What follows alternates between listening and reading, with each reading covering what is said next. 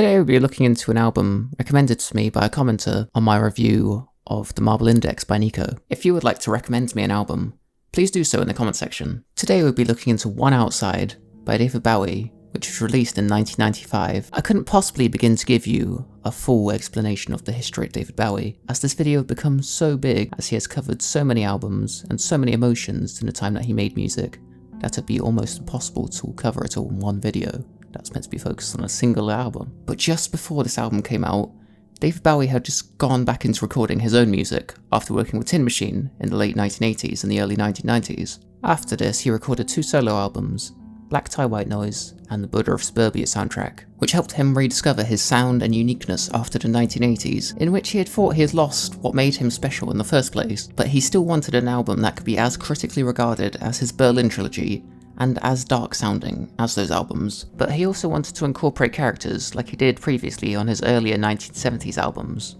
David Bowie could create his own dystopian world that wasn't too dissimilar to our own. David Bowie was interested in artists who were becoming more and more obsessed with death and what they could get away with showing in a gallery, such as Damien Hirst with Away from the Flock, Guy Borden with most of his artwork but mostly his cover for Vogue Paris in 1969, Ron Affey, 4 Scenes in a Harsh Life, and Chris Burden with his piece Shoot. Throughout Outside, the story is told in a non-linear style, as David Bowie and his band would improvise throughout these recording sessions, and the songs would eventually morph into the versions that we know now. But all of these songs were supposed to be listened to originally in largely improvised suites, as can be seen in the Leon suites, which was supposed to be the original version of Outside, but were eventually scrapped when given to the record company, as they thought the project was too uncommercial. Each pays a different piper, a daft pauper. Oh, machine, how did we fail thee? I guess I feel like a machine that cannot be cranked anymore. David Bowie began to then find parts of these Leon suites which he could salvage as much smaller individual songs, which would still maintain the concept. In this case, the album literally opens by opening up the CD or LP of the album and understanding the liner notes, which are all from the character Nathan Adler's diary, which helps give a bit more understanding to the world of Outside. Essentially, the world of Outside is very similar to our own up into the middle of the 20th century, in which our culture starts to look very different from the culture developed in that world, with there also being new pieces of technology specifically created for this new culture obsessed with rituals, art and murder. These include things like mind filters, rhomboids, art drugs, and interest drugs, which aren't really given a proper description of what they are, but they appear throughout the album and the diary. The story of Outside revolves around 6 characters in particular: Leon Blanc, Ramona A. Stone, Baby Grace Blue, Nathan Adler, Algier Touchshriek, and the Minotaur, who may be one of these other characters. The overview of the plot is that Baby Grace Blue has been murdered by someone who calls himself the Minotaur in the name of an art crime, which is a style of crime in this world that is essentially a murder committed in an artistic fashion, or one with an artistic approach to the crime scene. The rest of the album follows Nathan Adler's journey in interrogating the suspects and coming closer to solving the mystery. From the last pieces of information in the diary, I have come to the conclusion of 2 things. The album Outside takes place between the years 1995 to 1999, and that Ramona A. Stone is the mother of Baby Grace Blue, which in my opinion makes her a bit more of a suspect in the case. The sound of this album feels very inspired by the producers Brian Eno and David Richards, who had previously worked with David Bowie on previous albums, with David Richards working on the Buddha of Suburbia and Never Let Me Down, but it feels like it's far more inspired by the Buddha of Suburbia. And Brian Eno had worked with David Bowie on the Berlin albums. Production techniques such as Brian Eno's strategy cards, called Oblique Strategies, they managed to create a unique sound for every song, including jazz, industrial, and many alternative rock songs as well. There are several amazing musicians who also work on this album to really emphasize that amazing sound. The drums across this album are amazing, whether they be the electronic drums or the live drums. The jazz drums in A Small Plot of Land in particular are brilliant and probably my favourite drumming on the whole album. And the piano across the album is also really nice to listen to, as it sounds very classical and jazz influenced, which really adds to the eerie atmosphere of the album overall. alongside the electronic effects which also appear on this album, which really put you in the time and place that the album was created. The actual album opens with Leon Takes Us Outside, which is a short interlude going through Leon Blank's diary, yet again confirming that this particular part of the album takes place in 1999. Martin Luther King Day. This then immediately jumps into the title track of the album, with lyrics about how this album could be happening right now outside in our world, but no one is paying any attention to it. Things that are happening are often viewed as just standard day-to-day activities. It also shows how all these murders and art crimes are justified because they are committed in the name of art and are often shown in a poetic and glamorous way, which makes them look less shocking for the general public. Not tomorrow, it happens today.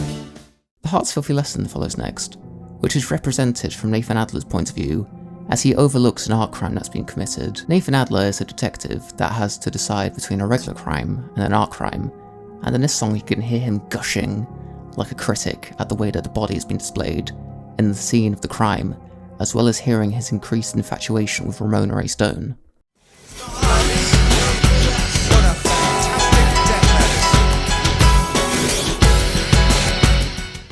A Small Plot of Land, in my opinion, is about several people overlooking the scene of an art crime and talking about the cruelty of this person's last moments before succumbing to their death. However, as the song continues, it becomes more and more frantic, with a chant carrying throughout the song, which shows to me the Minotaur feasting off the attention of their latest art crime and showing why they exactly commit these crimes.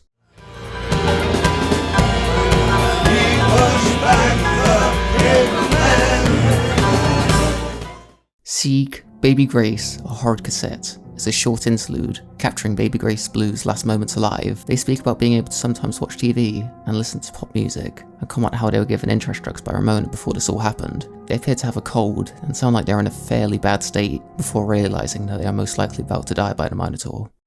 They just want me to be quiet, and I think something is going to be hard. Hello Spaceboy, in my opinion, is about the Minotaur talking to another victim who they have kidnapped and are romanticising the way in which they are going to murder them, and are trying to comfort this person by saying that they will be covered in moon dust, almost like they're going to be sent back to space. This could also mean that this person they're speaking to is an outsider and is viewed as an alien to everyone else around them, and from the Minotaur's point of view, they are sending them back home to where they belong. Moon dust will cover you, cover you. This chaos is killing me.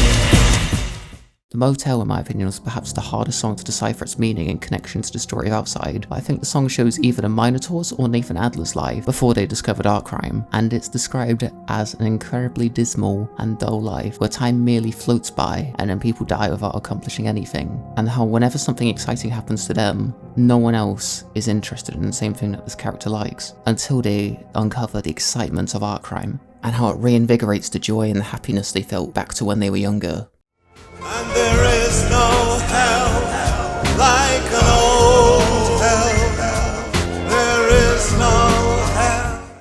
I have not been to Oxford Town appears to be from the perspective of Leon Blank, who's been set to interrogation due to him previously knowing Ramona and by merely being in the wrong place at the wrong time, with him feeling that the system is rigged against him, as he claims to have never been to the location of the art crime, which is Oxford Town. This song appears to be occurring at the very last moments of December 31st, 1999, as Leon is stuck inside of his cell listening to the New Year's parties outside, as all the authorities feel they have captured the Minotaur.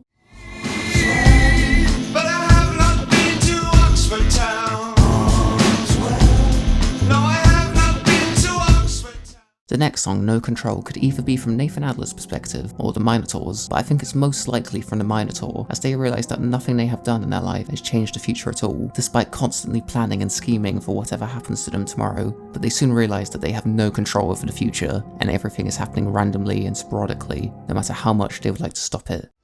I can't believe I've no control. It's all deranged. Another interlude called Sieg, Algier Touchstreak, follows, which sounds like Nathan Adler interviewing Algier Touchstreak about his daily life, to which Algier goes into detail about how he lives a very isolated life as a shop owner in what seems to be a very poor area, commenting that most of the houses around his shop are abandoned or in such bad condition that they appear to be abandoned. Nathan Adler details in his diary that Algier Touchshriek appears to be lonely and harmless, but also appears to deal with art drugs and DNA prints. My name is Mr. Touchshriek. Touchshriek, male over and fantasy. The voyeur of utter destruction as beauty appears to be from the point of view of the Minotaur, and details how they can derive art from the pain they inflict upon themselves and their victims. The act that they are describing in the song seems to be the murder of Baby Grace Blue, and the ritual they went through after committing the act, viewing the aftermath in a romantic lens, describing the crime scene as an utter destruction of a human being, but displaying the remains in such a way that the Minotaur views it as an act of beauty. I said, all the reeking flesh is as romantic as hell. Sieg Ramona A. Stone / I Am With Name is the next interview with Nathan Adler, interviewing Ramona A. Stone. Ramona talks about how she was an artist, and seems to fear and despise anyone who she views as irregular in the art scene. She comments how this is her older age getting to her, and how she tries to hide these views from everyone else in the art scene, as she knows that very few people have the same opinions as her, but she seems to confide in Nathan Adler, who seems to have a much older mindset as well. Nathan Adler reveals in the bridge of the song that this decision to change her lifestyle all seems to have stemmed from the murder of her child, as well as the turning of the millennium, as Ramona and most of the characters from Outside seem to be obsessed with the turning of the millennium. Ramona A. Stone. I started with no enemies of my own. I was an artist.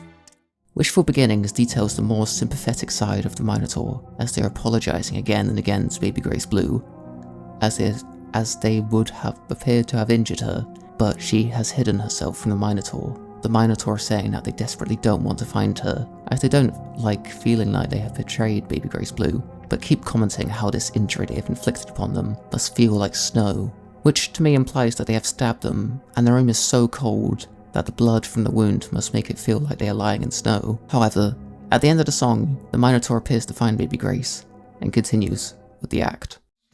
Little girl, sorry little girl, so sorry little girl.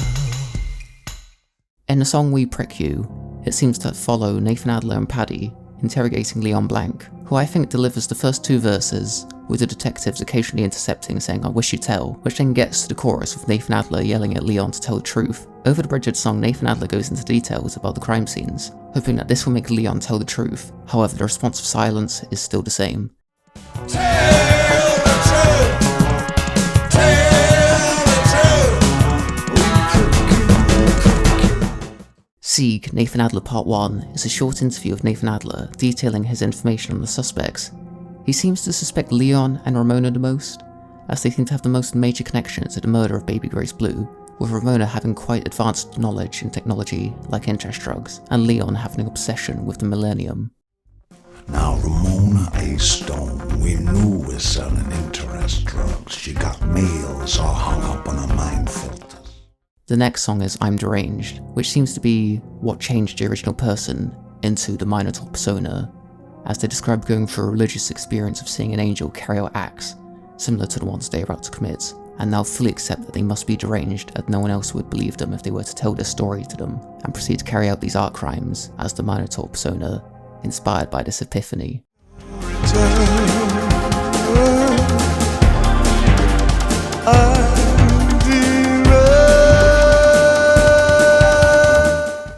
Through these architects' eyes seems to carry on the story of the Minotaur, with them describing how hard it was to initially come out as an artist, as their art crimes didn't really seem to impress anyone, and didn't catch the eyes of any local authorities, as they were just seen as regular murders compared to the art crimes that they wanted to commit. But this causes them to construct works that are more and more impressive, so that they will have to be seen by the world, leading up to the events of the story.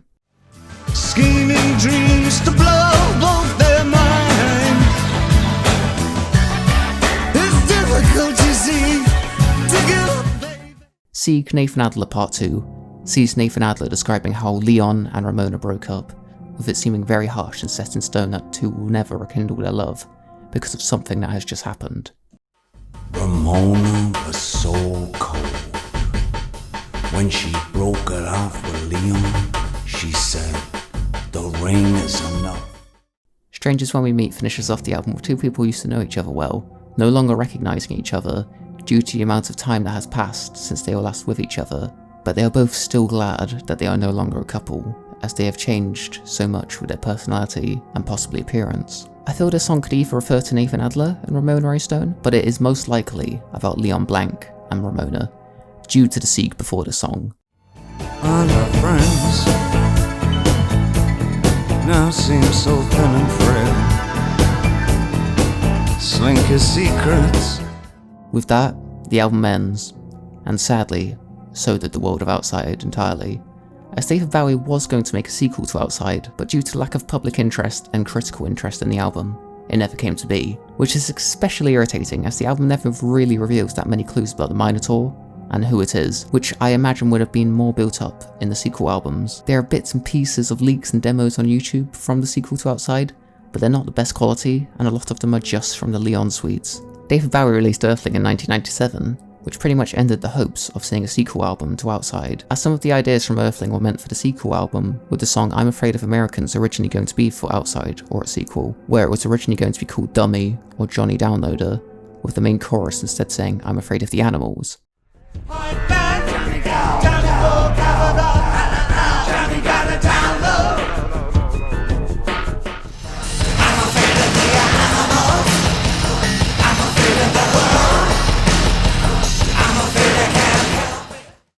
In 2016, Brian Eno revealed that he and David Bowie were in talks in 2015 about possibly creating a sequel to Outside.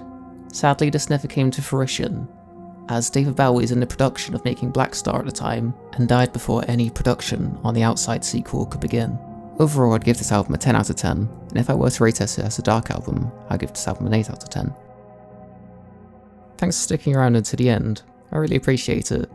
I know that this video is a bit longer than my usual videos, and that's because I really wanted to pay homage to Outside, which is one of my favourite albums of all time, and it really influenced me on my music journey. I remember the first time I got home from the shops, and it felt really strange reading the book, because all of it sounded like a real event that had happened somewhere, but it was all created by David Bowie, which I still find so amazing.